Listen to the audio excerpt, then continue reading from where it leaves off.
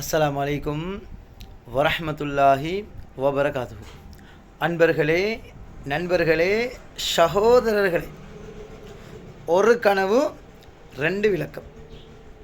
ஒரு முறை இப்னு சீரின் ரஹிமஹுமுல்லா அவங்கள்ட்ட ஒரு ஆள் வந்து கேட்டாங்க, நான் அதான் செல்வதை கண்டேன், சிரித்து கொண்டு அதான் செல்வதை கனவுல கண்டேன். இப்னு சீரின் ரஹிமஹுமுல்லா சொன்னாங்க, நீங்கள் ஹஜ்ஜுக்கு போகுவீங்க. இன்னும் கொஞ்ச நேரம் கழித்து ஒரு ஆள் வந்தார், வந்து கேட்டார், நான் அதான் செல்வதை கண்டேன், அழுந்து கொண்டு அதான் செல்வதை கண்டேன்.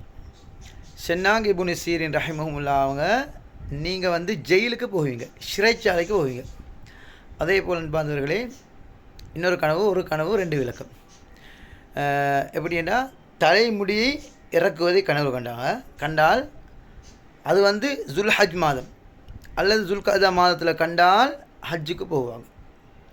சும்ம மாதங்கள், அது அல்லாத சும்ம மாதங்களை கனவு கண்டால், தலைமுடி இறக்குவதை கண்டால் பிரச்சனைகள், கஷ்டங்கள், துன்பங்கள், வறுமைகள்.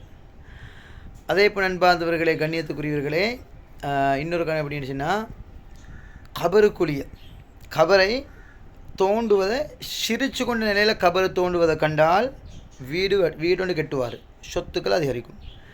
அதே போல் கபரை தோண்டுவதை அழுது கொண்ட நிலையில் தோண்டுவதை கண்டால் ஏதாவது சூனியம் போன்ற பாதிப்புகள் இருக்கும். இன்ஷா அல்லாஹ் இன்னும் கனவுகள விளக்கங்களை நான் சொல்லித்தருவேன் இன்ஷா அல்லாஹ். அதனால் இதை ஷேர் பண்ணுங்க, மற்றவர்களும் தெரிஞ்சு கொள்ளுவாங்க. அல்லாஹ் ரஹ்மத்து செய்வான்.